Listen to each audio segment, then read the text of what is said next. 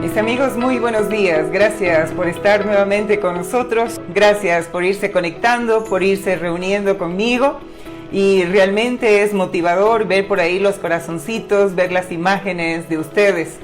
El tema que hoy hablaremos es comportamientos tóxicos entre padres e hijos. Muchísimos problemas tenemos.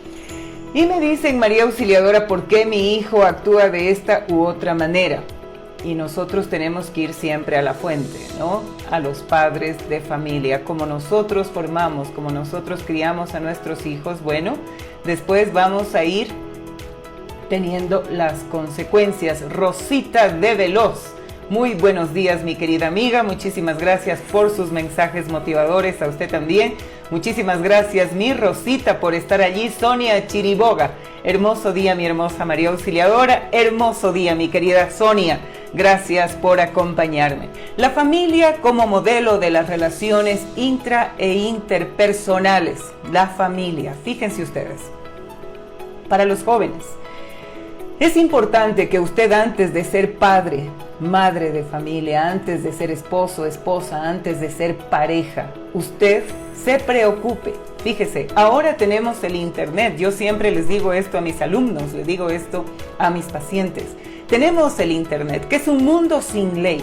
Es un mundo para ser utilizado por gente responsable, ¿verdad? Porque usted ahí tiene de todo, como en las redes sociales, tiene noticias falsas.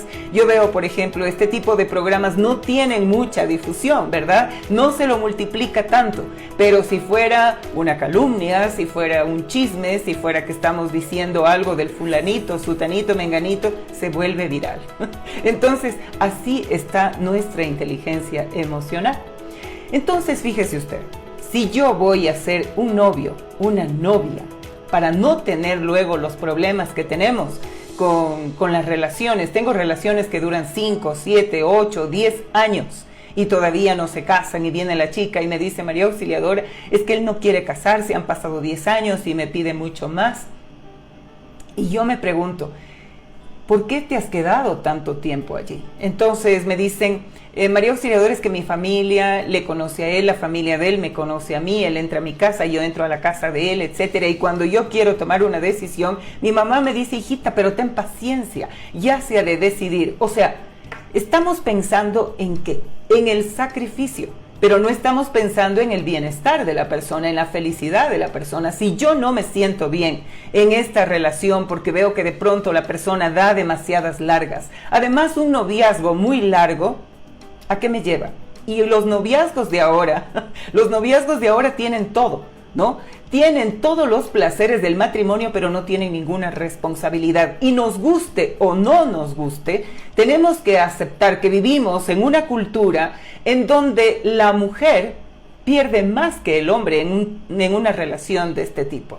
Fíjense, tengo muchachitas que desde los 17 años se están tomando anticonceptivos, se están poniendo inyecciones para no tener hijos. O sea, ellas están asumiendo todo el riesgo que es cuidarse para no tener hijos. ¿Y qué pasa con el joven? Entonces digo, ¿y qué pasa con tu novio? ¿Se está cuidando? Dice, no, María Auxiliadora, porque yo me pongo la inyección, porque yo me puse el dispositivo intrauterino, porque yo estoy tomando las pastillas, porque yo. ¿Qué pasa con el joven? O como la semana anterior venía un joven y me decía, María Auxiliadora, sabes que estuve un día con una chica y se quedó embarazada. ¿Te cuidaste? No, pero ella me dijo que se cuidaba. Caramba, entonces aquí hay una responsabilidad compartida. Y claro, era la primera vez que salían, el primer día que salían, y la chica ya se quedó embarazada. Entonces él dice, María Auxiliadora, ni siquiera la conozco bien. Y ahora las consecuencias. Entonces tienes que cuidarte. Si vas a entrar al mundo de los adultos, tienes que saber que ahí hay responsabilidades. Todo empieza por nosotros. Primero, fíjense, desde la edad del noviazgo, ¿no? Si yo me considero que soy ya un adulto, porque tenemos también que de pronto me enamoro, claro, todavía no sé manejar mis reacciones, todavía me dejo controlar por mis emociones y voy teniendo una cantidad de sufrimientos. ¿Por qué? Porque estoy todavía en la etapa de dependencia. En la etapa de dependencia quiere decir que yo no escucho. Si la otra persona me dice algo que no me gusta, entonces me bloqueo, me pongo a la defensiva, no escucho para comprender y luego responder. Empezamos por allí. Y si no tenemos una madurez todavía, muchachos, si estamos 15, 16, 17 años y no estamos trabajando en esto de conocernos un poco más, de investigar en internet qué es la inteligencia emocional, qué es esta capacidad que tengo yo de conocerme, de saber cuáles son mis debilidades, si de pronto soy una persona reactiva, si de pronto soy una persona todavía berrinchuda, que me quedo como el niño, ¿no? Que soy un poco visceral y que me quedo como el niño haciendo berrinche porque las cosas no se me dan, entonces todavía no estoy en una madurez como para poder tener hijos. Y sin embargo, aquí muchas parejas tienen hijos, como que un hijo no fuera una responsabilidad, como que fuera simplemente un muñequito, pero un hijo es un ser humano que tiene emociones, que tiene sentimientos, ¿verdad? Y que debemos educar, que debemos formar para la vida. Entonces, la familia como modelo de las relaciones intra e interpersonales. Como usted es, como usted reacciona, como usted, el tipo de poder que usted utiliza. Tenemos 3 tipos de poder. Fíjese usted, tenemos el poder coercitivo.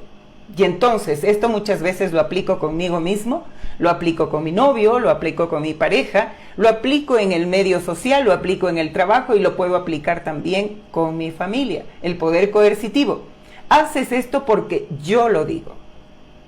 Nada más, o sea, no doy explicaciones, no me interesa escuchar cómo se siente la otra persona, si la otra persona tiene una opinión, etcétera, sino que simplemente impongo. Y si no lo haces, simplemente te cae, te cae el castigo. Pero aquí fíjense, el poder autoritario, este poder coercitivo, este poder que infunde miedo, que anula a la otra persona, lo único que hace que es generar un estado de ¿qué? De temor. El temor es lo más alejado del amor y del respeto que yo pueda tener hacia mi pareja, hacia mi padre, hacia mi madre. Entonces, fíjense ustedes, poder autoritario. Y aquí el gran problema es que la persona que ejerce el poder autoritario muchas veces predica y dice lo que se tiene que hacer, pero no es capaz de hacerlo él o ella misma.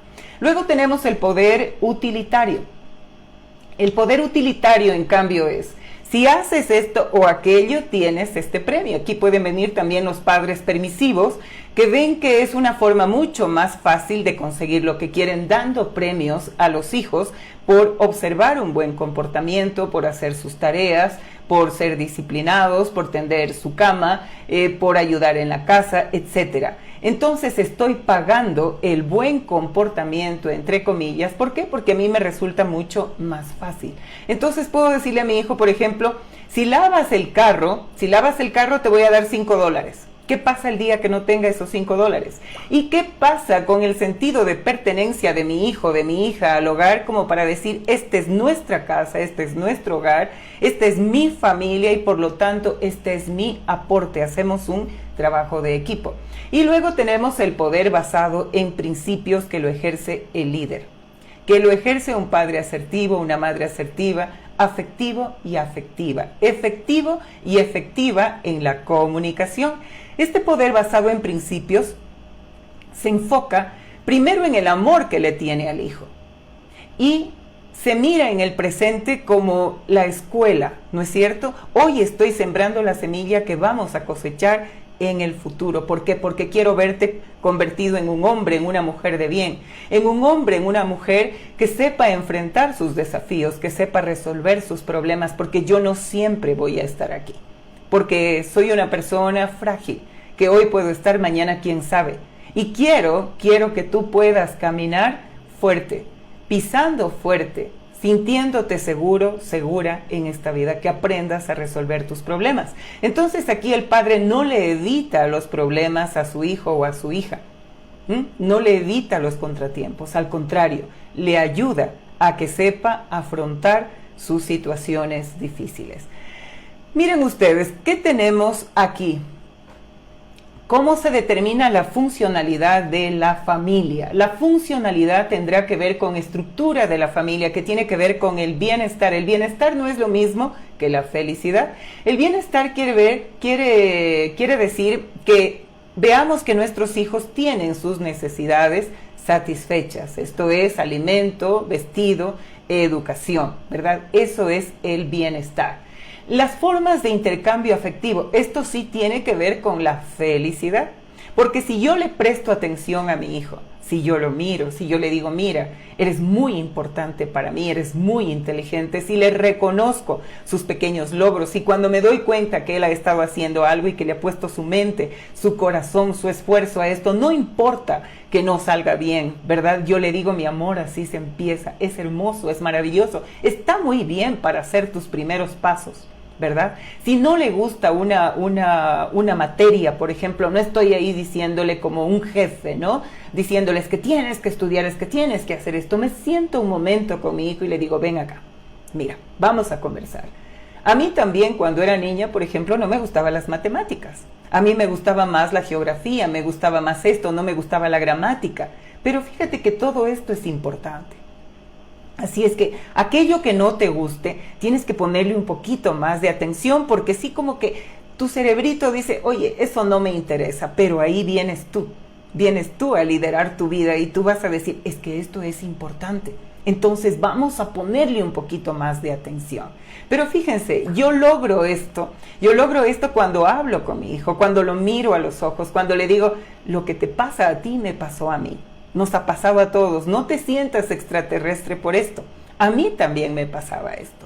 Miren ustedes, ahora aprovechando este momento, cuando por ejemplo las chiquillas, los chiquillos se sienten atraídos a los 10, 12 años, pueden sentirse ya atraídos por el sexo opuesto y los padres ponen el grito en el cielo. No es esa la forma. Yo puedo invitar a mi hijo y decirle, ven, vamos a tomarnos un helado. Y le voy a contar un poquito qué es lo que está pasando en su cuerpo, ¿no? ¿Qué cambios hay en su cuerpo que ya le van a llevar a sentirse atraído o atraída por el sexo opuesto? Le voy a contar lo que pasaba conmigo cuando era jovencita, cuando era jovencito, ¿no? Padre, madre. Entonces le voy a decir, mira, a tu edad yo también tenía esto, va a venir aquello, y lo oriento un poquito, mi amor, pero todavía no es edad de que tengas un novio, de que tengas una novia. Sin embargo, vive esto porque es hermoso. Es bonito que tú empieces a sentirte atraído por una chica, por un chico. Bueno, podemos hacer aquí una reunión en la casa para que vengan tus amiguitos, tomen helados, qué sé yo, y puedas interactuar con ellos, ponerles una música, no sé, para que bailen, para que socialicen, ¿verdad? Pero yo hablo con mis hijos.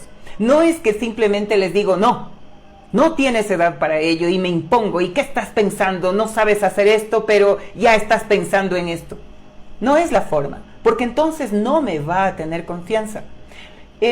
La maravilla, fíjense ustedes, lo mágico es que su hijo, que su hija le tenga confianza y le diga, papá, mamá, mira, sabes que la fulanita me gusta, el fulanito me gusta, sabes que hoy hizo esto otro. Enterarse de cuándo fue el primer beso de su hijo, de su hija, de cuándo agarró la manito, de qué sintió, etcétera, para nosotros poder ir orientándoles como líderes amorosos, responsables y maduros que podemos ser en la vida de nuestros hijos.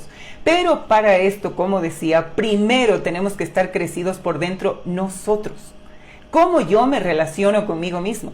Me conozco, sé cuáles son mis debilidades, sé cuáles son mis fortalezas, he aprendido a controlar mis reacciones, conozco mis emociones me controlan a mí o yo controlo mis emociones. Acordémonos que detrás de una creencia hay una percepción, detrás de la percepción hay un pensamiento, detrás del pensamiento hay una emoción, detrás de la emoción viene el estado de ánimo, la forma como yo hablo, la forma como me relaciono con los demás, ¿no? Si a mí me criaron de determinada forma, que por ejemplo hasta los 15, 18 años no podíamos hablar de nada, de que me gustaba fulanito, de que me daban un permiso, mi papá, mi mamá eran inalcanzables para poderme comunicar, nosotros podemos cambiar. Estamos en otra generación. Lo que hicieron con usted no lo repita en su familia. Si en su casa usted vio, por ejemplo, que su padre maltrataba a su madre maltrataba a su padre, que había una relación fea, que usted quería salir corriendo de ahí, y usted ahora se da cuenta que está repitiendo los mismos patrones, entonces es hora de decir hasta aquí. basta, voy a parar porque no voy a seguir reproduciendo estas cadenas de sufrimiento que luego las veré en la vida de mis hijos, ¿verdad? Entonces, fíjense usted, influencia de la dinámica familiar en la manera de pensar, sentir y actuar de las otras personas, de nuestros hijos, ¿verdad?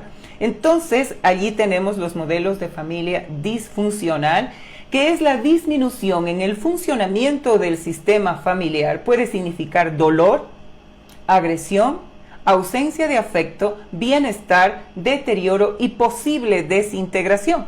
Y luego tenemos a los padres que me dicen, María Auxiliadora, vienen y me dicen, María Auxiliadora, mi hija de 12 años me lanzó una cachetada.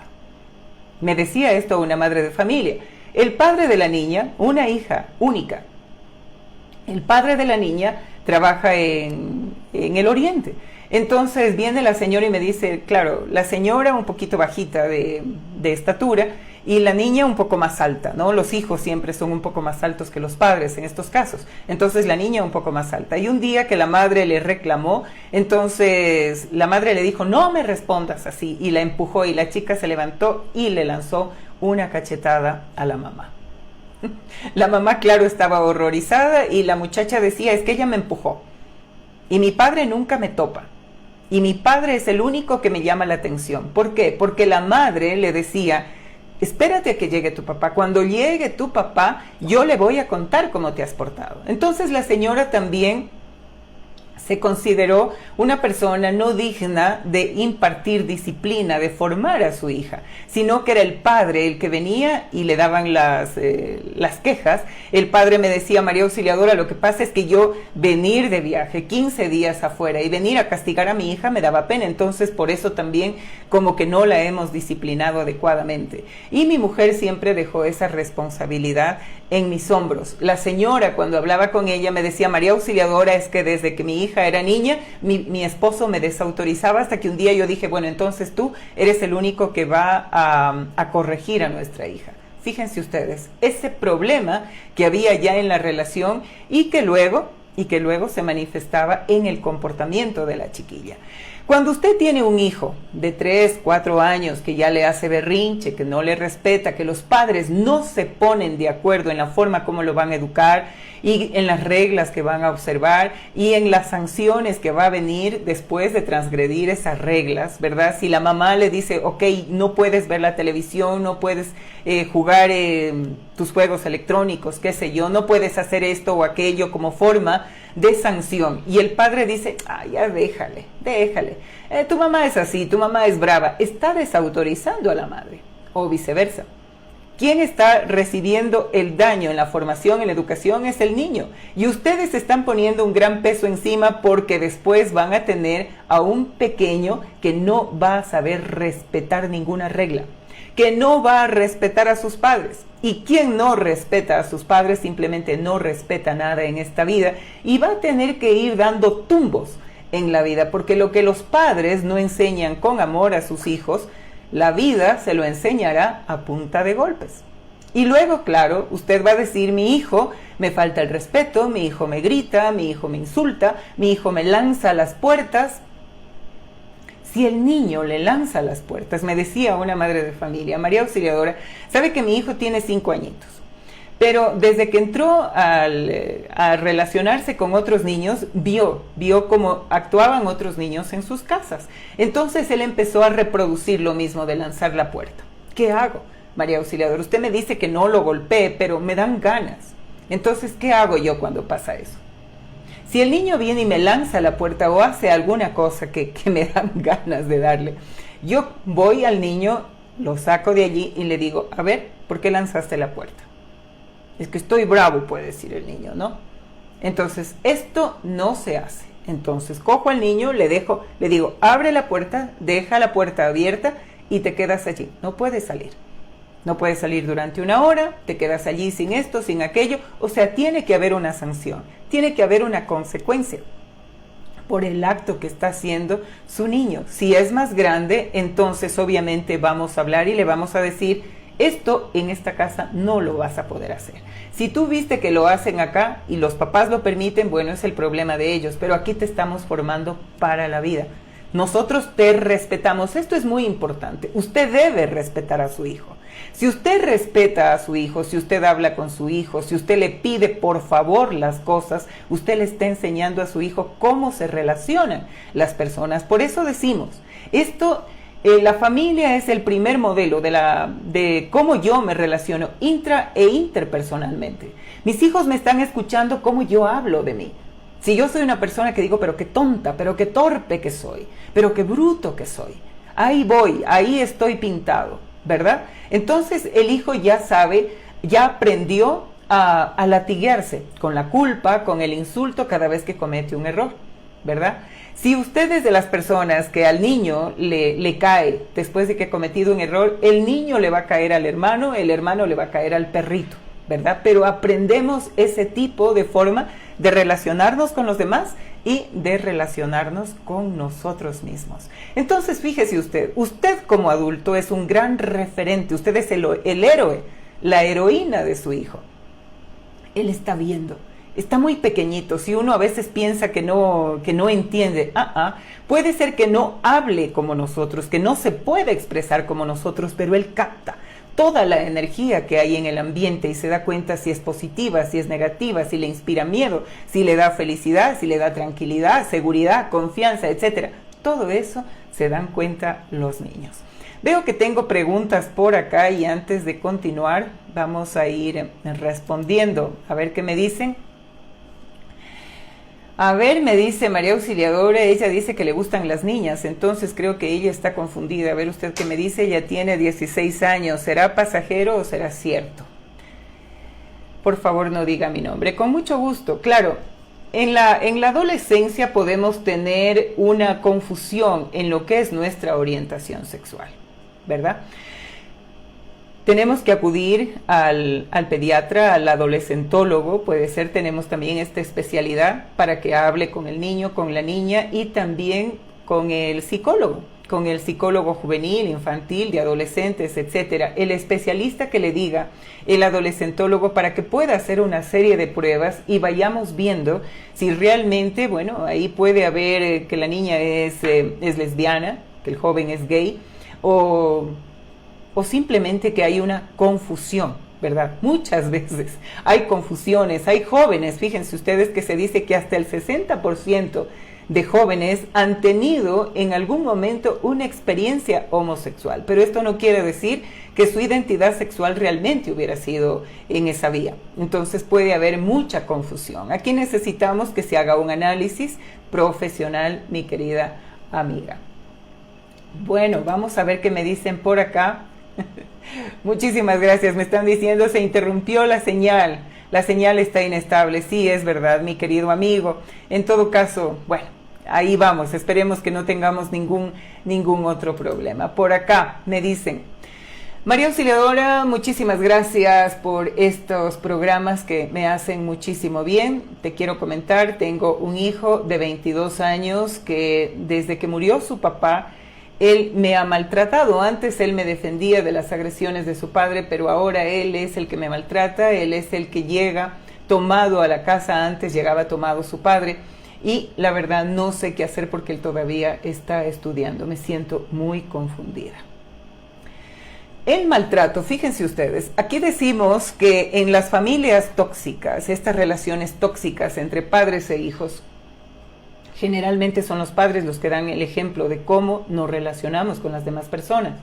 Puede ser que mi hijo, puede ser que mi hija se haya sentido muy mal porque el papá me maltrataba, porque el papá me violentaba, me insultaba, etcétera. Pero una vez que el padre se va, el hijo puede tomar el puesto del padre. Hay muchas madres que le dicen ahora tú eres el hombre de la casa. Aquí no hay hombres de la casa. Si el hombre de la casa se fue, hombre, mujer de la casa, acuérdense, no es que hay un jefe, habemos dos personas con poder horizontal en igualdad de condiciones, equidad, con la igualdad en derechos, ¿verdad? E igualdad también en responsabilidades. Entonces, si se va el padre de la casa, no convierta a su hijo. Hay muchas personas que le dicen ahora, tú eres el hombre de la casa, tú eres la mujercita de la casa. No le dé roles a su hijo o a su hija que no le corresponden, él es el hijo. Si el padre se va, si el padre muere, etcétera, usted se queda como cabeza de hogar y usted es el adulto responsable, el que guía la vida de sus hijos. Su hijo puede tener 22, puede tener 50 años, usted puede tener 70 años, pero ahí la figura de autoridad, el adulto es usted. Así es que no ponga esa responsabilidad en los hombros de su hijo. Y si usted ve que su hijo de repente quiere asumir esto, yo soy el hombre de la casa, póngalo en su lugar y explíquele que él viene de usted, ¿verdad? Viene de usted, no usted de él. Entonces que la autoridad, las reglas, y que ese es su hogar y que las reglas las impone usted. ¿Ha muerto su esposo? Usted de pronto no tuvo una buena relación con su esposo y ahí puede haber también la descalificación de parte de su hijo hacia usted, porque puede verla como una persona débil y entonces él viene a imponerse, ¿no? Pero ahí está usted, porque si ya fue sometida por su esposo, no va a ser sometida también por su hijo. Entonces creo que hace falta allí una conversación franca, pero firme, en la que usted establezca su posición. Usted me dice que el joven está estudiando, pero esto no quiere decir que yo voy a soportar el maltrato, el irrespeto de parte de mi hijo. Así es que puede tener una conversación directa con él y explicarle los límites. Si él no sabe respetar su autoridad, si no sabe respetarla como madre, bueno, tiene 22 años, que él trabaje y se pague sus estudios. Si es que usted lo considera, esto es simplemente una orientación, mi querida amiga. Muchísimas gracias por estar allí conmigo. Saludos, mi querida Silvia, mi Silvia Flor Álvarez. Sí está fallando NetLife, sí. Toda la semana nos ha estado fallando. Bueno, esperemos que ya se arregle esto. Mari Carmen Romero Pontón, qué gusto poder escuchar las buenas reflexiones. Gracias, mi querida Mari Carmen. Guadalupe Chavarrea también, muchísimas gracias por estar acá conmigo. Buen día, María Auxiliadora, desde Montecristi. Qué bella, qué belleza. Yolid Pozo, gracias por estar allí. Recuerden que si ustedes tienen inquietudes pueden plantearlas al 099 54 60 594. Podemos estar allí respondiendo esas inquietudes. Características de las familias tóxicas. En las familias tóxicas hay insultos, sarcasmo, burla, descalificación y humillación. Incluso se ponen apodos a los hijos, ¿verdad? Entonces, caramba, ahí que estamos viendo la inmadurez, lo que les decía. Si antes de tener una pareja yo no he sido una persona madura y si de repente me meto en una camisa de 11 varas y tengo hijos y tengo que armar un hogar sin estar preparado, bueno, es una cadena de errores que de pronto se van sucediendo. El sarcasmo, acordémonos, que es un dicho irónico y cruel con el que se ridiculiza, humilla o insulta a una persona. En una familia tóxica se atropella la individualidad de sus miembros. Los hermanos pelean por ser los favoritos de sus padres, porque los padres demuestran este favoritismo. A veces los hijos vienen a uno y le dicen, a mí me quieres más, ¿verdad? Yo soy más inteligente, yo soy tu preferido o tu preferida. No haga eso. Todos sus hijos deben ser tratados con justicia, con igualdad. Usted ama a todos sus hijos. Por supuesto que hay que tratar a sus hijos de forma diferente, de acuerdo a su temperamento, a su carácter. Tienen formas diferentes de ser, pero con el mismo respeto, con el mismo amor, con la misma valoración y con el mismo cuidado. Los padres hacen comparaciones entre hermanos. O sea, es que tu hermano sí es disciplinado, tu hermano sí es educado, tu hermano sí es aplicado en el colegio, tu hermano sí me ayuda, tú en cambio eres así. ¿Qué está generando con esto? Está generando que un hermano se vuelva rival del otro hermano. ¿Y esto? ¿Quién lo está generando? Usted. Su falta de madurez. Los padres establecen una guerra fría y evitan hablar de sus diferencias. ¿Qué es la guerra fría? Los silencios desconsiderados. Cuando yo me enojo y simplemente me callo, cuando yo te castigo con la indiferencia, cuando yo soy violento de esta manera, porque ¿qué te estoy diciendo? Cuando no te hago caso, te estoy diciendo, no existes, no me importa lo que pienses, no me importa si estás allí, no existes para mí. Si nosotros en la pareja utilizamos este tipo de castigo, entonces, ¿qué pasa con nuestros hijos? Ellos van a aprender lo mismo. Hay padres que vienen y me dicen, María Auxiliadora, sabe que mi hijo no me habla. Mi hijo se encierra en la habitación Y cuando yo le pregunto cómo estás, cómo te va, me dice, sí, bien. ¿Y cómo te fue? ¿Qué pasó en el colegio? No, todo bien. Pero cuando indagamos un poquito más en estas familias, utilizan muchas veces la guerra fría, el no hablar, el no comunicarse cuando hay algún desacuerdo. Entonces, si no te puedo decir, papá, mamá, lo que me molesta, porque de pronto también no escuchas, entonces simplemente te castigo con la indiferencia. Hago como que no existes y te trato lo menos posible y hablo lo menos posible contigo. Y si tú me preguntas algo, te voy a decir, no pasa nada, todo está bien, ¿por qué haces problema? Eres conflictivo, eres conflictiva. ¿No es cierto? Esta es una forma también de castigar a las personas. No hay negociaciones ni acuerdos en una familia tóxica, hay imposición y sometimiento. Recordemos que ante la imposición y el sometimiento, de acuerdo al temperamento, los chicos pueden reaccionar o sometiéndose, ¿verdad? O sometiéndose, volviéndose sumisos o siendo rebeldes, de alguna forma. Entonces, puede ser que el niño sumiso tenga mucho resentimiento, mucho dolor por dentro, pero no se atreve a decirlo. Mientras que el niño rebelde va a buscar llamar la atención con comportamientos que a los padres les van a doler. Puede caer en drogas, puede caer en algún tipo de comportamiento que va contra él, pero esta es una forma de decirle, ¿sabes qué? No estoy conforme con la forma como tú me educas, como me crías, como me tratas. En las familias tóxicas, uno o varios de los integrantes siente el deseo apremiante de escapar y está pensando, ¿cuándo podré yo irme de este lugar? Porque el hogar no es eso, no es un hogar, es una casa donde hay dos adultos que abusan de su poder, o de pronto un adulto abusa de su poder y el otro adulto simplemente se somete, es negligente. Miren ustedes, y muchas veces en este tipo de hogares el adulto que se somete o que es negligente, que no se atreve a tomar decisiones, pone sobre la espalda, sobre los hombros de sus hijos la responsabilidad de quedarse allí. Por ustedes me quedo aquí, por ustedes aguanto esto. Y los hijos, aparte de esto, se sienten mal, se sienten culpables y le pueden tener pena hasta que un día dicen, no, nos dimos cuenta que no era por nosotros, nos dimos cuenta que era tu debilidad, ¿no? Lo que te llevó a mantenerte allí. Tenemos el estilo del padre asertivo afectivo. Los hijos se sienten queridos y motivados, los ayuda a ser independientes, establece límites claros, escucha a sus hijos, habla con ellos y permite que enfrenten las consecuencias de sus actos. Si se les dijo, esto no se debe hacer y esta es la consecuencia, le dice, mi amor, ¿tú sabías que esta era la consecuencia? Entonces ahora a cumplir con esta consecuencia. Este es el resultado. Si tú te comportas bien, ¿verdad? Entonces las consecuencias son estas. Si tú no obedeces las reglas, las consecuencias son estas, ¿verdad? Los padres explican el propósito de las reglas a sus hijos y están abiertos a las preguntas que sus hijos les puedan tener. Claro, esto dependiendo de la edad. Además, sí, las consecuencias, ¿verdad? Van a ir de acuerdo a la edad que tenga el niño, van a ser proporcionales. Nunca el castigo, nunca la descalificación, nunca la humillación, el castigo físico, ¿verdad?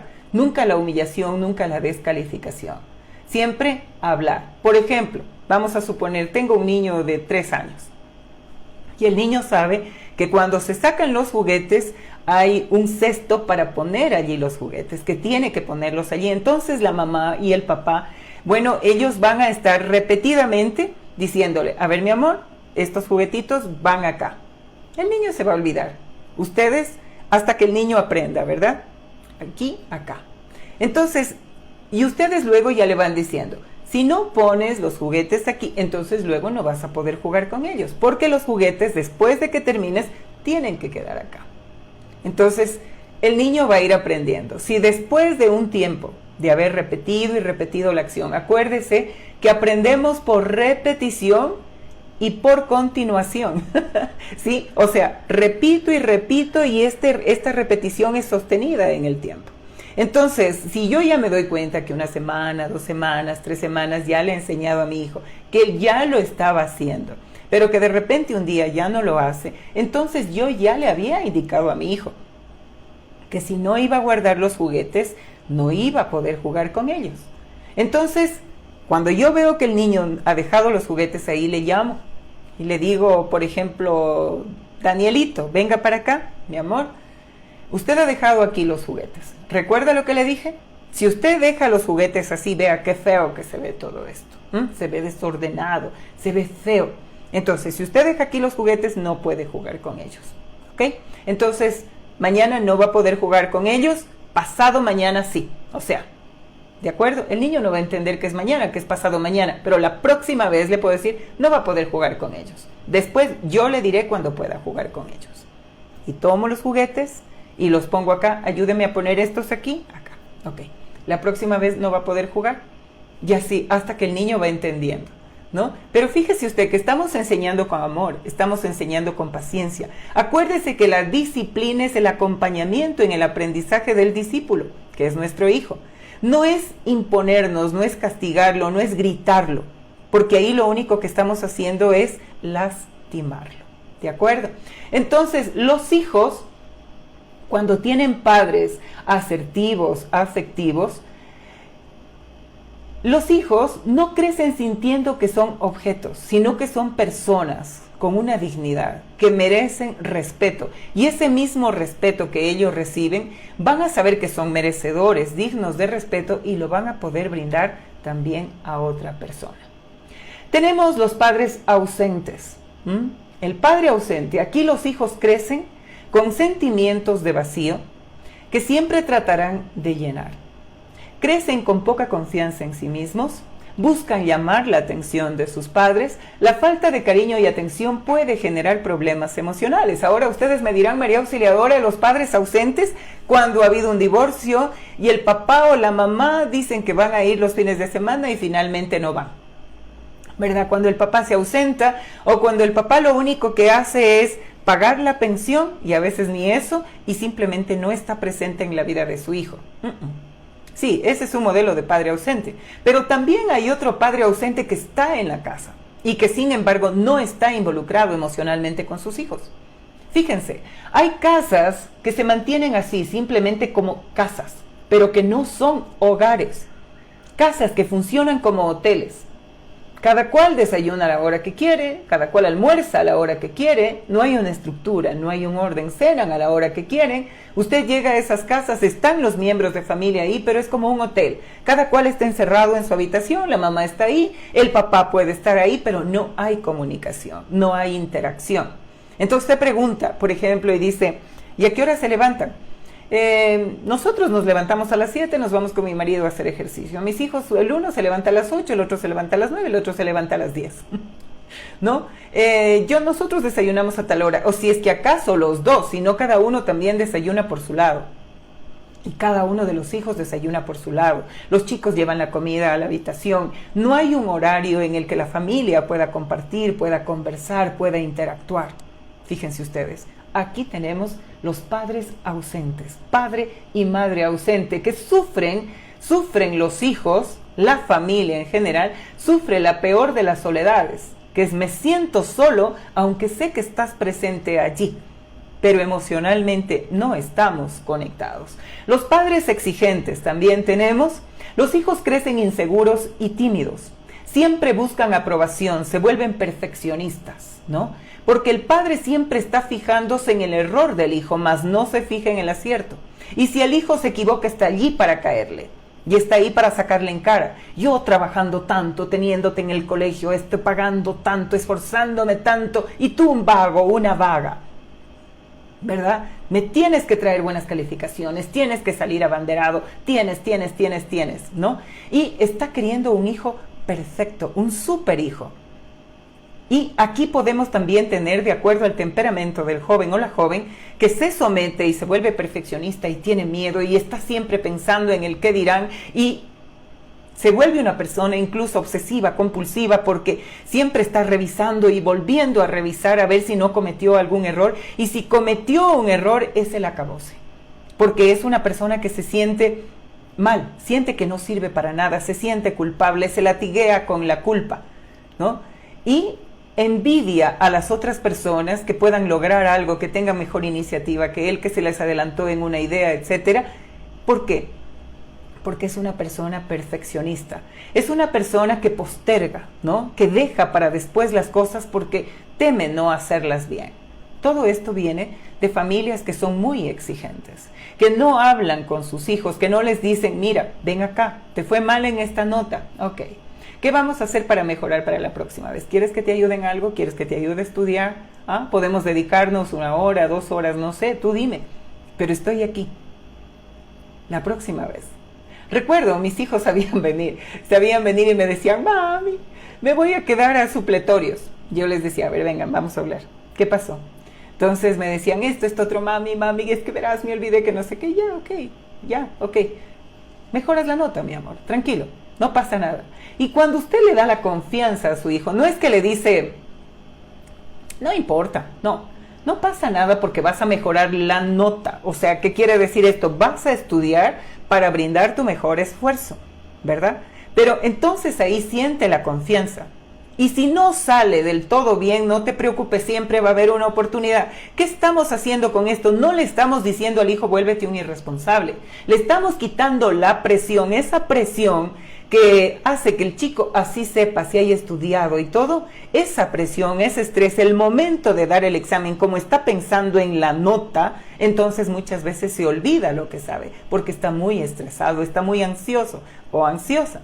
Y luego que sale de dar el examen dice, esta era la respuesta. ¿Por qué me olvido? Porque estás nervioso. Entonces, cuando yo estoy allí sin la presión del adulto, cuando veo que tengo líderes que me apoyan, que me acompañan, que me impulsan, que me respetan, yo los respeto, entonces tenemos una relación maravillosa de crecimiento, de amor mutuo. Miren ustedes, cuando nosotros vamos aprendiendo para ser mejores padres, también, ¿no es cierto?, estamos creciendo y estamos ayudando a crecer a nuestros hijos. La falta de inteligencia emocional y sus consecuencias en los estilos de poder. Les decíamos, si yo soy una persona que no soy inteligente emocionalmente, que estoy todavía en las zonas más bajas de crecimiento, de madurez, vuelvo a decirles, ya les he dicho en algunas ocasiones, tenemos 3 escalones para llegar al continuo de madurez, ¿no? Para llegar a la parte ya de la inteligencia emocional. Tenemos dependencia. Aquí la persona no escucha. Cuando alguien tiene un reclamo que hacerle, no escucha, se bloquea. Y solamente está a la defensiva. Si yo le vengo a reclamar algo a la persona está preparando una respuesta para defenderse y no hacerse cargo de la situación. Busca en los hombros de quién poner su culpa. No, yo no tengo la culpa, es que fulanito, es que sutanito, es que menganito, es que tú, cualquier cosa, ¿verdad? Pero no acepta el error. Y si a la final le hablan o alguna cosa, se pone en el puesto de víctima, se pone a llorar, se queja aquí, se queja allá, y hay muchos padres que terminan cediendo, es que pobrecito, pobrecita, creo que fue muy duro, ¿no? Para evitar ese cargo de conciencia es que estamos diciendo que usted debe ser asertivo, o usted mismo de pronto puede estar en esa zona todavía. Acordémonos que la inteligencia emocional o la madurez no tiene nada que ver con su edad. Uno puede decir, yo tengo 90 años y toda la vida me quedé en la zona de dependencia, no supe escuchar, tuve problemas con mi pareja, tuve problemas en el trabajo, luego tuve problemas con mis hijos, con mis nietos, etcétera. Me estoy yendo de este mundo y nunca salí de la zona de aprender a escuchar y de responder a las necesidades de los demás, ¿verdad? De saber expresarme, de saber decir, sí, discúlpame, fue mi responsabilidad. Puedo estarme muriendo. La edad emocional no tiene que ver con la edad cronológica. La persona tiene 90 años, pero en su edad emocional se quedó en un niño de 8, de 7 años, si es que acaso, porque hay niños de 8 o 7 años que también pueden ser mucho más maduros que una persona de 90 años. Entonces, fíjense ustedes, hay personas que pueden estar todavía, y usted, señor padre, señora madre de familia, pregúntese en este momento, cuando a usted le hacen algún reclamo, ¿usted escucha? ¿Usted escucha lo que le está diciendo la otra persona? ¿O enseguida está preparando la respuesta y se está sintiendo mal? En la segunda zona tenemos al egoísta. la zona de independencia, ¿no? Entonces aquí la persona, ¿qué pasa? Que hemos subido ya de la zona de dependencia donde no escuchaba y no aceptaba nada, aquí ya acepto. Pero a lo mejor acepto porque me están enrostrando las pruebas y me están diciendo, aquí están las pruebas de que es tu culpa. Y entonces como no tengo huida, digo, bueno, sí, es mi culpa. Y, bueno, discúlpame, o sea, ya no me reclames más. Discúlpame, no va a volver a pasar. Pero en esta zona, fíjese, la persona dice discúlpame o acepta su culpa simplemente para evitar que le sigan reclamando. Ya no me reclames, ya no te portes así, ya no me castigues con tu indiferencia, ya no me sigas con tus ironías, o sea, ya no me reclames, ya voy a cambiar, ya no va a volver a pasar. Hasta que vuelve a pasar. Entonces aquí en estas dos zonas, en la dependencia y en la independencia, tenemos a las personas que relacionan que se relacionan de una forma que va en un círculo vicioso. Estas relaciones dependientes emocionales, ¿no? Estas relaciones amor-odio. Ahora tenemos una luna de miel y mañana te odio y quisiera que te vayas bien lejos, ¿verdad? Hasta que subimos a la zona de interdependencia. En la zona de interdependencia la culpa no existe. Acuérdense, en la primera zona todos tienen la culpa menos yo. Me voy a defender como sea, pero yo no tengo la culpa, ¿verdad? En la segunda zona, sí, tengo la culpa, discúlpame. Te prometo que no va a volver a pasar, pero vuelve a pasar. Y en la tercera zona, en la interdependencia, en cambio la culpa no existe. No es que me vienen a reclamar algo y yo ya me pongo para sentirme culpable o echar culpas, sino que aprendí a escuchar. Aprendí a escuchar cómo se siente la otra persona. Aprendí algo que se llama empatía, a ponerme en los zapatos de la otra persona y a decir para mis adentros, si me está reclamando es porque se siente mal. ¿Qué necesidad tengo yo que satisfacer para que este reclamo no se vuelva a producir? Entonces, escucho. Escucho activamente y le digo, bueno, sí, discúlpame, es verdad. ¿Y tú crees que puede haber solución en esto? Mira, yo no sabía que te estaba ocasionando tanto dolor. ¿Cómo crees que debería haber un cambio para que tú te sientas mejor? Fíjense, cuando yo hago esto, la otra persona se siente escuchada, se siente respetada y baja el nivel de tensión. En cambio, cuando yo estoy frente a una víctima, frente a esta persona que niega todo y que no escucha, sube la tensión. Y podemos desencadenar en un conflicto, en un acto violento, porque la persona se desespera y dice, no me escuchas, es como estar hablando con la pared. Y en el segundo nivel también, cuando la persona repite y repite el mismo error, al principio le reclamamos bien y hasta le creemos, pero cada vez vamos perdiendo más la paciencia. En cambio, en el nivel de interdependencia, cuando veo que la otra persona pone interés a cómo me siento, no anula mis sentimientos, no anula mis emociones, entonces baja el nivel de tensión y puede haber comunicación. La persona me está poniendo atención y yo puedo expresarme y puedo decirle, mira, sí, discúlpame, o sea, pero así es como me siento. Y la otra persona me dice, discúlpame, mira, no lo había visto de ese modo, pero las cosas van a cambiar. Y como estamos ya con una persona madura, la persona se queda pensando y dice, caramba, no me di cuenta que le estaba hiriendo tanto o que estaba afectando tanto la estabilidad de nuestra relación. Y voy a cambiar. Aquí asoma en lugar de la culpa algo que se llama responsabilidad. Porque yo soy una persona responsable con la forma como influyo en el medio, porque sé que la forma como yo influyo en el medio me devuelve también a mí esa misma energía, vamos a decir. Lo que yo lanzo regresa y tal vez regresa con mucha más fuerza. Por eso es que soy una persona responsable con la forma como interactúo con las demás personas y principalmente cómo interactúo conmigo mismo. Si me están diciendo, María Auxiliadora, por ejemplo, eres muy impaciente y se te nota la impaciencia. Entonces yo puedo decir, caramba, no sabía, a pesar de que no decía una palabra, no sabía que mi expresión corporal estaba afectando a las otras personas y voy a tener mayor cuidado. Entonces me propongo para mí misma tener mayor cuidado en esto y me voy dando cuenta cómo voy ganando un estado de mayor estabilidad emocional ante determinadas situaciones y que las otras personas se sienten bien. Acordémonos que comunicamos solamente el 7% con la palabra. El 93% viene con el lenguaje nuestro corporal y paraverbal. Lenguaje corporal, la forma como miro, cómo me muevo, los gestos que hago, ¿verdad? Y paraverbal, el tono de voz, las pausas, la inflexión de la voz, todo esto tiene que ver en la comunicación. Entonces, claro, no es lo mismo que yo le diga, qué inteligente que eres, a que le diga, sí, claro, tú, qué inteligente que eres, ¿no? Fíjense ustedes, tiene un significado totalmente distinto. Ahí está, estoy diciendo lo mismo, 7% del mensaje, pero el 93% está en todo lo que usted ve.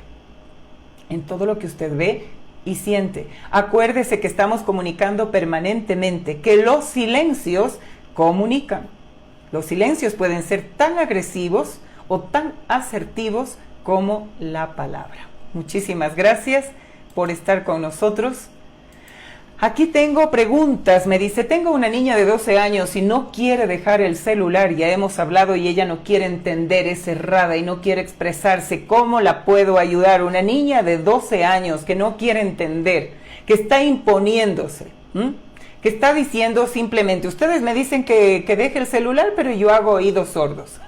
Padres de familia, miren ustedes, me están diciendo muchas veces, María Auxiliadora, mi hijo amanece cansado y pobrecito, usted le viera las ojeras que tiene y el rato de estudiar no tiene mucha energía, no tiene concentración, etc.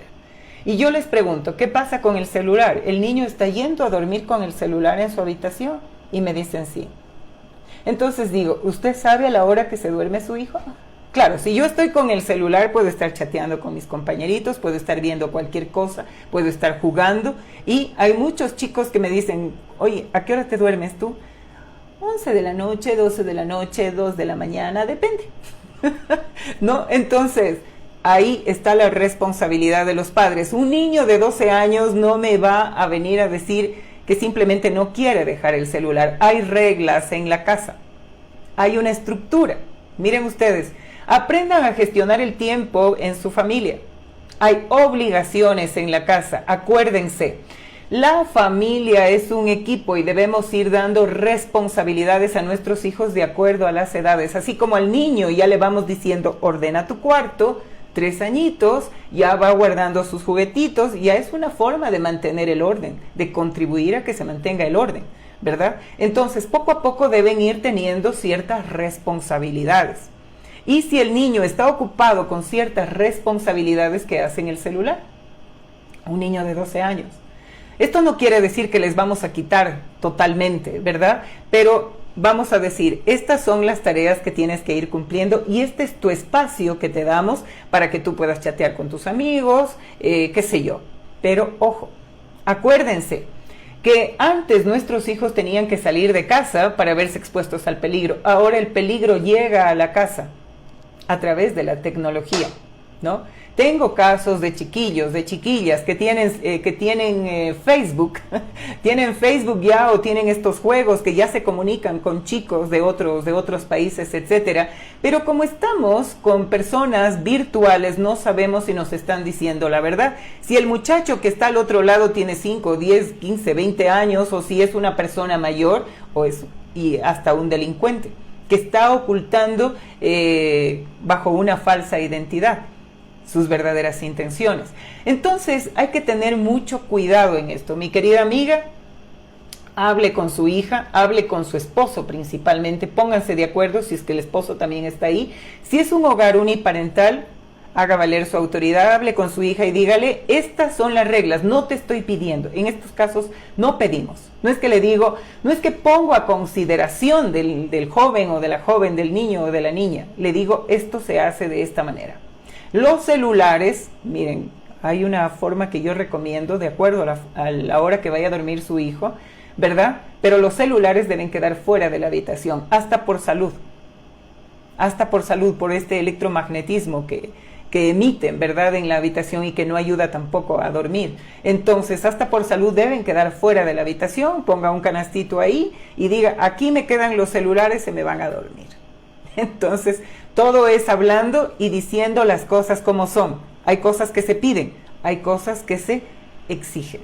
Fíjense, voy a volver un poquito a esto de los poderes, ¿no? La forma de poder. Poder coercitivo, poder utilitario y poder basado en principios.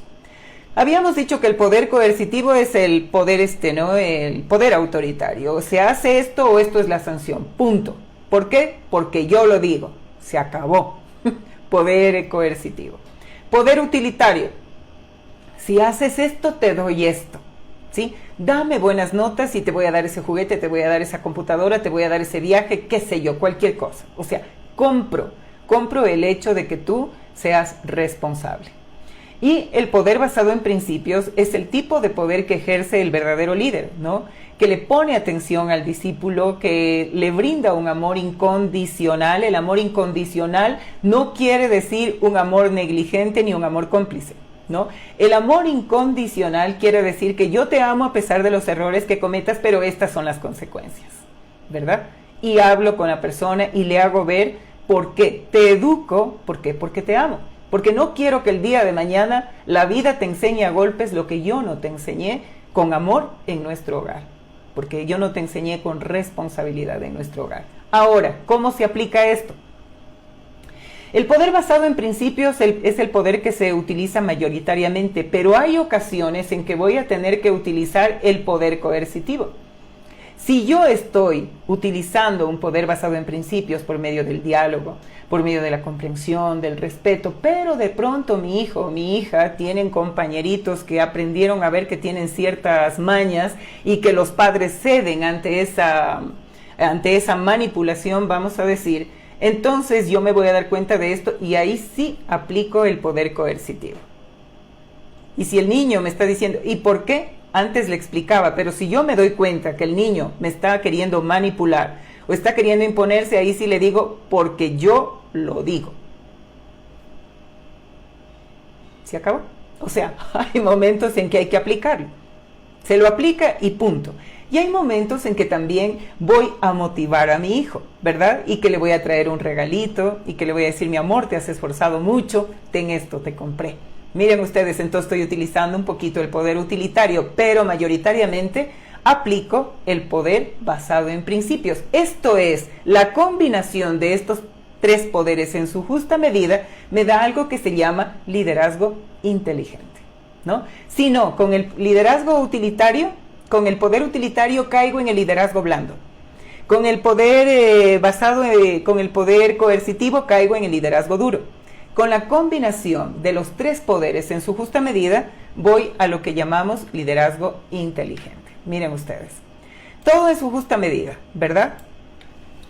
Fallos que cometemos en la educación de nuestros hijos. No escuchar al niño o niña, ni dejarlo que se explique, ¿sí? Simplemente le caemos. El niño tiene algo que decirnos, tiene que darnos una explicación. Bueno, le escucho. Y me doy cuenta si el niño está queriendo manipular la situación o no. De acuerdo a eso, hablo con el niño y le digo, ok, pero hago que el niño se sienta escuchado. No reconocerle sus virtudes o puntos fuertes, enfocarme solamente en las debilidades. Hay padres, fíjense, hay padres que todavía les he escuchado que me dicen, sí, María Auxiliadora, pero no les reconozca tanto porque luego se lo cree y baja en el rendimiento. No, eso es miedo en el corazón del líder, ¿verdad? Entonces, yo tengo que reconocerle. Yo estoy consciente, y es más, aquí aplicamos algo que se llama el efecto Pigmalión. El efecto Pigmalión es que el discípulo siempre va a responder a nuestras expectativas. Si yo al discípulo le digo es que eres un irresponsable, eres vago, eres esto, a esas expectativas va a responder el discípulo. Pero si yo le digo al discípulo, le digo, mira, yo sé todo el potencial que tienes. Tú tienes grandes dotes de liderazgo, tú tienes grandes talentos, a mí me encanta, yo te admiro. El muchacho se va a dar cuenta que hay cosas que yo observo en él, que admiro, que él mismo no se ha dado cuenta y va a tratar de responder a esas expectativas. Miren ustedes, cuando yo he tenido los cursos con los jovencitos, por ejemplo, he visto, ¿no? Siempre hay un hito que molesta más o que me quiere llevar al grupito a que moleste, a que no ponga atención y todo. Entonces yo identifico a este joven y le digo, vente, ven acá, ven acá. Tú me vas a ayudar. Mira, te veo que eres un líder nato tú, ¿no? Entonces el chico se pone así, claro. Cuando usted habla con los profesores es el chico problema, no todos los profesores están llamándole la atención, llamando a los padres de familia, etcétera. Pero yo le digo al chico, tú eres un líder nato. Me doy cuenta, la influencia que tienes en los chicos. Así es que quiero que me ayudes, quiero que seas mi asistente. Tú me vas a ayudar con esto y con esto. Y terminan siendo una ayuda idónea. Entonces, miren ustedes, eso se llama efecto Pigmalión. El discípulo responde a las expectativas del adulto. No saber respetar su personalidad, sobreprotegerles y mimarles demasiado. Cuando usted sobreprotege a su hijo, cuando usted no deja que su hijo vaya cumpliendo sus pequeñas metas o vaya afrontando sus pequeños desafíos, usted está haciendo que el niño bloquee su creatividad. Lo está convirtiendo en un peso para el futuro. De pronto en este momento usted no invierte el tiempo que debería invertir enseñándole, orientándole, aconsejándole, hablando, etcétera. Ahorra ese tiempo, pero se está poniendo un gran peso para el futuro y luego usted va a decir es que mi hijo es así, es que mi hijo no hace nada, etcétera, etcétera. Pero si nos vamos al pasado nos damos cuenta que la sobreprotección es otra forma de maltrato. Gritarles. Cuando hay hermanos, intentar educarlos igual sin respetar las diferencias que existen entre los hermanos. No limitarlos en cosas que no tengan verdadera importancia. Por ejemplo, si pasan demasiado tiempo en el juego, si pasan demasiado tiempo en los videojuegos, si pasan demasiado tiempo en el celular. Claro, usted puede decir de pronto, María Auxiliadora, es que estoy muy ocupado, muy ocupada. Ok, pero ese es el esfuerzo que tenemos que hacer como padres. Así es que a poner un poquito más de atención en ese sentido, compararles con los demás y no comunicarse de forma adecuada con ellos. Miren ustedes, aquí tenemos algunos mandamientos para educar a nuestros hijos, para evitar estas relaciones tóxicas. Acordémonos, cuando nosotros tenemos hijos con los que estamos teniendo problemas en la adolescencia, tenemos que darnos cuenta dónde está el origen de esos problemas. Y si de pronto los chicos ahora que están siendo rebeldes, que están siendo desconsiderados, están llamando nuestra atención sobre algo. Atendí a un caso de un joven que era muy rebelde con su madre. Ella, madre soltera, el niño se crió prácticamente con los abuelos, pero luego murieron los abuelos y les tocó ya convivir a los dos solos. Y claro, cuando el joven ya estaba con ella, tenía 10 añitos, un niño todavía, pero él tenía una formación con sus abuelos y tenía recuerdos. Entonces empezó a ser un niño problema. Mientras vivían los abuelos era un niño bien, pero con la mamá era un niño problema. Entonces la mamá decía, María Auxiliadora tiene 17 años, me ha robado dinero, ha hecho una cantidad de cosas, pero no sé. Y la verdad es que ha crecido tanto que me da miedo incluso a veces, porque lo noto tan violento, me da miedo incluso a veces que llegue a agredirme. Hablando con el chico, había una gran cantidad de malos recuerdos en la mente de él, ¿no? Y claro, la señora tenía a su hijo y todo, pero ella farreaba bastante. Entonces resulta que llegaba embriagada al hogar. La mamá, en este caso la abuela del chico, le reclamaba mucho a la mamá le respondía mal a la mamá, y el niño veía todo eso, ¿no? Entonces él me decía, María Auxiliadora, mi mamá, en lugar de pasar conmigo un fin de semana, ella lo que pasaba era con sus amigos, y a veces se desaparecía hasta sábado y domingo y recién venía el lunes. Entonces ella quiere venir a ser ahora como mamá y viene a darme lecciones de moral y todo, cuando yo sé perfectamente que ella actuó de una forma tan negativa y que hizo sufrir tanto a mis abuelos. Entonces miren ustedes esos dolores internos que pueden haber allí, y claro, cuando se entró a la terapia, cuando hablamos y todo, él comprendió. Y aquí me gustaría hacer hincapié en algo. Miren, nadie nos enseña a ser padres, a pesar de que debería haber una asignatura. Nadie nos enseña a ser esposos. Esto de la inteligencia emocional recién la estamos viendo. Las universidades todavía no la ven como algo realmente serio, ¿verdad? Vemos que las universidades están potenciando mucho el intelecto, están exigiendo a nuestros jóvenes que se esfuercen, que si es posible no duerman por llegar al objetivo. Sí, pero ¿qué pasa con la salud? Si yo no duermo, por ejemplo, ¿qué pasa con mi salud? Ok, llego al objetivo, consigo el título, ¿y mi salud quién me la devuelve? Entonces no puede haber un desequilibrio, porque el momento que hay un desequilibrio, lejos de ser esto un éxito, voy a tener problemas. Ok, no duermo. Y si no duermo, mi salud se desequilibra. Y llego al final, ¿qué? Estresado, ansioso, con depresión. Tengo jóvenes que ya están tomando ansiolíticos, etc. Entonces, no podemos romper el equilibrio. Y cuando nosotros estamos hablando de esto, fíjense, padres, madres de familia, tenemos que potenciar la inteligencia emocional.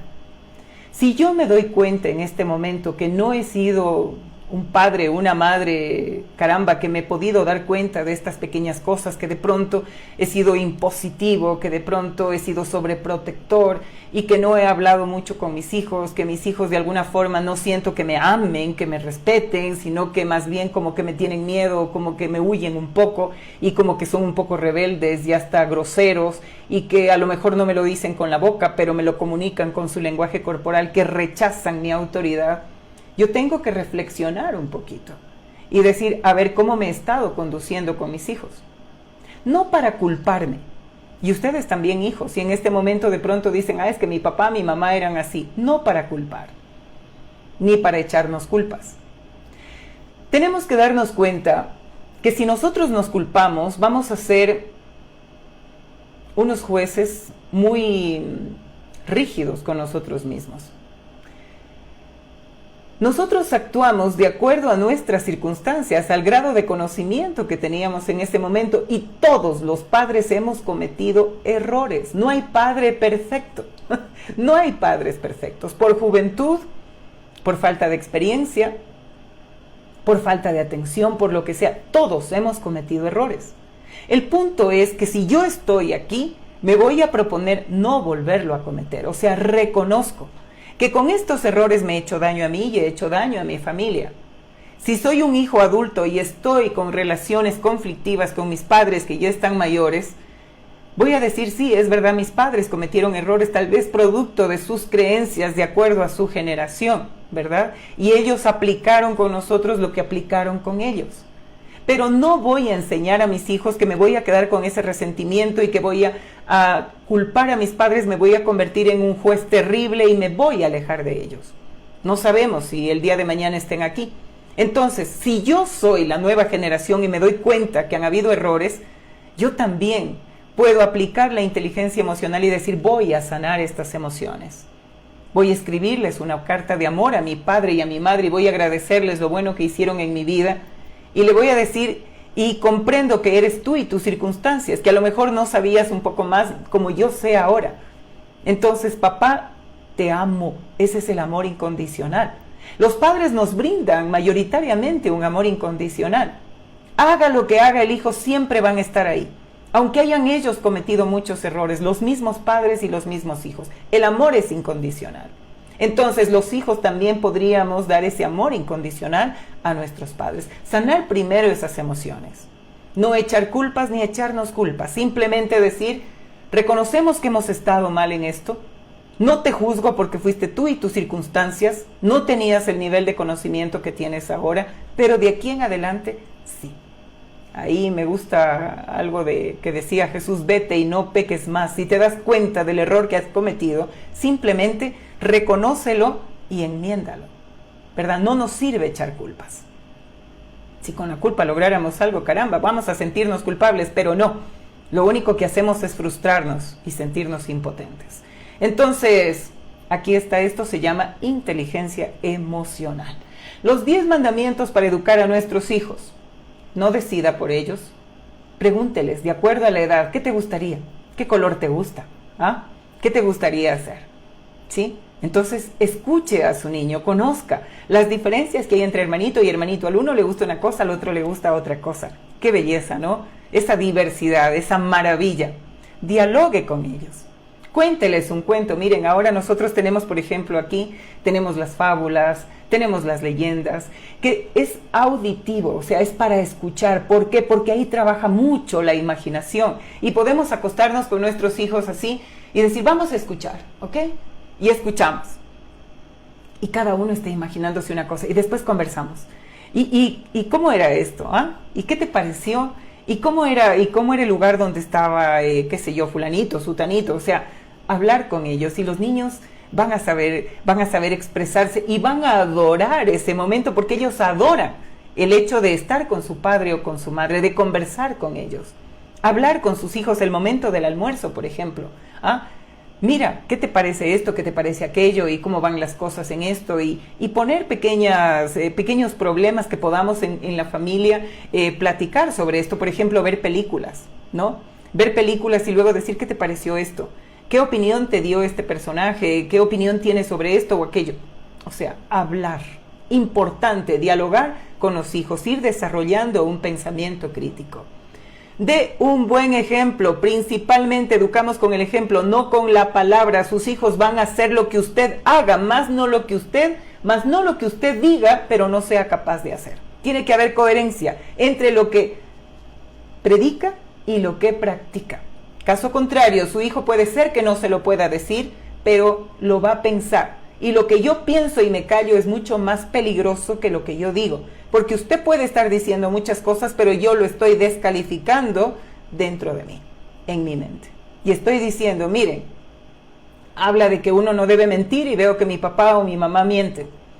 Hablan de que uno no debe salir de la casa y llegar tarde y veo que mi papá o mi mamá llegan tarde a la casa y llegan embriagados, en estado etílico. Hablan de que no debemos decir groserías, pero ellos se dicen groserías todo el tiempo.